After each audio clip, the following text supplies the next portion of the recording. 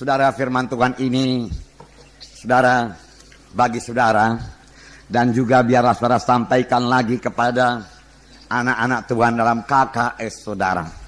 Alangkah indahnya kalau semua anak-anak Tuhan menyambut panggilan Tuhan di dalam hidupnya. Ini adalah hal yang indah, saudaraku, dan hal yang sangat keberkatan, mensukacitakan hati dan membawa kita kepada persekutuan yang begitu indah dengan Tuhan. Saudara yang kekasih dalam nama Yesus, kita membuka Yesaya pasal 6 ayat 1 sampai 8. Kita akan membacanya bersama-sama. Yesaya pasal 6 ayat 1 sampai 8. Mari bersama-sama. Dalam tahun matinya Raja Uzia, aku melihat Tuhan duduk di atas takhta yang tinggi dan menjulang, dan ujung jubahnya memenuhi bait suci. Para serafim berdiri di sebelah atasnya, masing-masing mempunyai 6 sayap. 2 sayap dipakai untuk menutupi muka mereka, 2 sayap dipakai untuk menutupi kaki mereka, dan 2 sayap dipakai untuk melayang-layang. Dan mereka berseru seorang kepada seorang, katanya, Kudus, kudus, kuduslah Tuhan semesta alam, seluruh bumi penuh kemuliaannya. Maka bergoyanglah alas tempat ambang pintu disebabkan suara orang yang berseru itu, dan rumah itu pun penuhlah dengan asap. Lalu kataku, celakalah aku binasa, sebab aku ini seorang yang najis bibir, dan aku tinggal tengah-tengah bangsa yang najis bibir. Namun mataku telah melihat Sang Raja, yakni Tuhan semesta alam. Tetapi seorang daripada serafim itu terbang mendapatkan aku. Di tangannya ada bara yang diambilnya dengan sepi dari atas mezbah. Ia menyentuhkannya kepada mulutku serta berkata, lihat, ini telah menyentuh bibirmu, maka kesalahanmu telah dihapus dan dosamu telah diampuni. Lalu aku mendengar suara Tuhan berkata, siapakah yang akan kuutus dan siapakah yang mau pergi untuk aku? Maka sautku, ini aku, utuslah aku. Saudara, Yesaya melihat Tuhan, luar biasa rupanya kalau kita melihat Tuhan. Saya percaya kalau kita melihat Tuhan, hidup kita tidak akan pernah sama lagi. Tuhan, Yesaya melihat Tuhan Yesus di dalam segala kebesaran, kemuliaan dan kuasanya yang luar biasa. Seluruh bumi penuh kemuliaannya. Ujung jubahnya dikatakan di sini memenuhi bait suci. Rupanya Yesaya melihat Tuhan yang besar, Tuhan yang berkuasa atas seluruh bumi. Biarlah kita melihat Tuhan sebagaimana Dia adanya. Biarlah kita melihat Tuhan Yesus sebagaimana Dia adanya sekarang. Kiranya Roh Kudus membukakan mata rohani kita, supaya kita lihat betapa besarnya kuasa Tuhan Yesus itu, betapa hebatnya Tuhan Yesus kita itu, dan betapa besar kuasanya bagi kita yang percaya. Kiranya Roh Kudus menerangkan mata rohani kita untuk ini, saudara.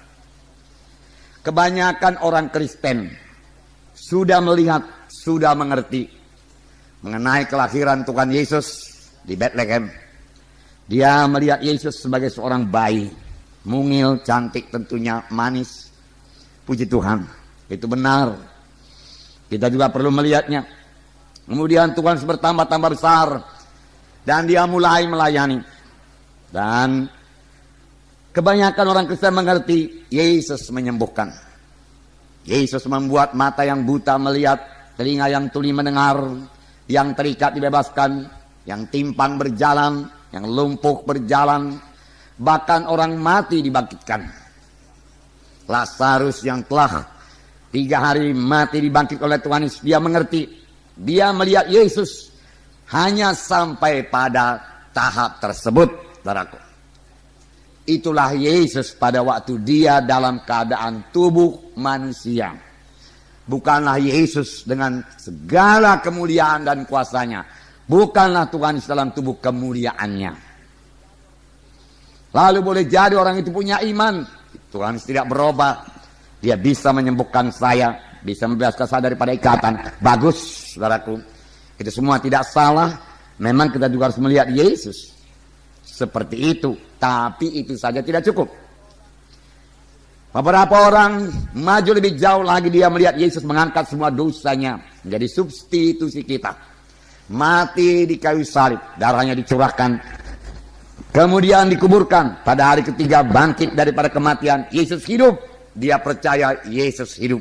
Haleluya. Dan lebih maju lagi. Berarti Yesus nyata. Karena dia hidup. Dia mendengarkan dan menjawab doa kita.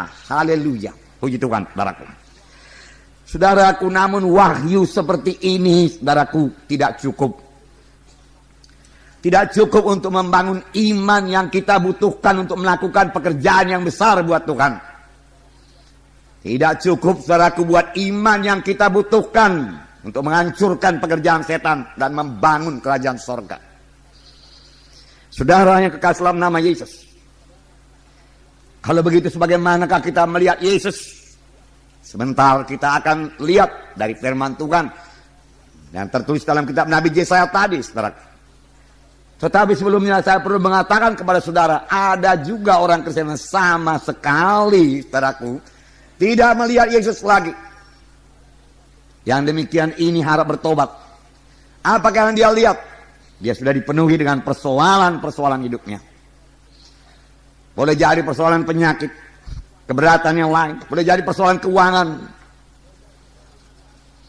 boleh jadi persoalan rumah tangga, boleh jadi persoalan perkelahian, penyakit-penyakit yang ganas, kanker, tumor telah mengikat mereka sehingga mereka tidak memandang lagi kepada Yesus. Sebenarnya pada saat itulah dia paling perlu untuk berserah kepada Tuhan Yesus dan melihat Yesus dalam keadaannya yang sesungguhnya. Sebagaimana dia ada pada saat sekarang ini, pada akhir zaman ini. Bagaimanakah Yesus itu? Dan apakah yang bisa dia perbuat? Kita perlu melihat itu, saudaraku, supaya iman kita betul-betul, saudaraku, bersandar kepadanya. Saudara, Nabi Yesaya melihat Tuhan dikatakan tinggi di atas takhta, duduk di atas tahta yang tinggi dikatakan, dan menjulang, dan ujung jubahnya memenuhi bait suci. Hanya ujung jubahnya memenuhi bait suci. Boleh jadi pun Yesaya tidak dapat menerangkan dengan kata-kata manusia ini betapa besarnya Yesus yang dia lihat itu, saudara. Tetapi itu membuat Nabi Yesaya berubah sehingga Nabi Yesaya berkata, celakalah aku, karena aku seorang yang berdosa dan tinggal di antara orang yang berdosa. Apakah lagi yang dilihat oleh Nabi Yesaya? Serafim yang mempunyai 6 sayap. Dengan 2 sayap dia menutupi wajahnya, 2 sayap dia menutupi kakinya, dengan 2 sayap dia terbang. Nah, mereka bernyanyi, kudus, kuduslah, kuduslah Tuhan semesta alam. Suci, suci. Seluruh bumi penuh kemuliaannya. Yesaya melihat seluruh bumi yang kita katakan besar ini, saudaraku, penuh dengan kemuliaan Tuhan. Seluruh bumi penuh dengan kemuliaan Tuhan.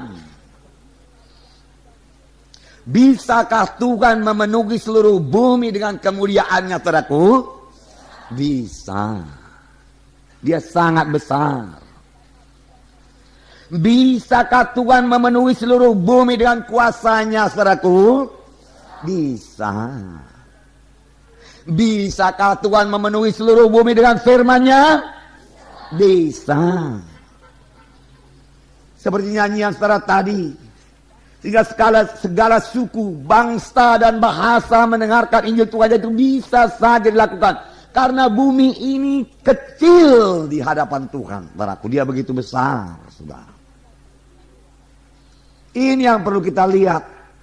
Tuhan kita itu, saudaraku, Tuhan yang besar, Tuhan yang hebat, Tuhan yang perkasa. Tuhan yang tidak bisa dikalahkan, tidak ada Allah seperti dia. Dikatakan di sini seluruh bumi penuh kemuliaannya. Maka bergoyanglah alas pintu, ambang pintu disebabkan suara orang yang berseru itu. Dan rumah itu pun penuhlah dengan asap. Lalu kataku, celakalah aku, binasa aku. Kemuliaan Tuhan membuat Yesaya menyadari dirinya orang yang tidak layak, orang berdosa. Sucian Tuhan memenuhi tempat itu. Tidaklah sulit bagi Tuhan untuk memenuhi dunia yang kita katakan sekarang penuh dengan dosa. Untuk dipenuhi Tuhan dengan kesucian dan kemuliaannya. Yang memang nanti pada satu saat akan laksanakan Tuhan. Amin saudara. Begitu besarnya Tuhan kita itu supaya kita melihat Dia.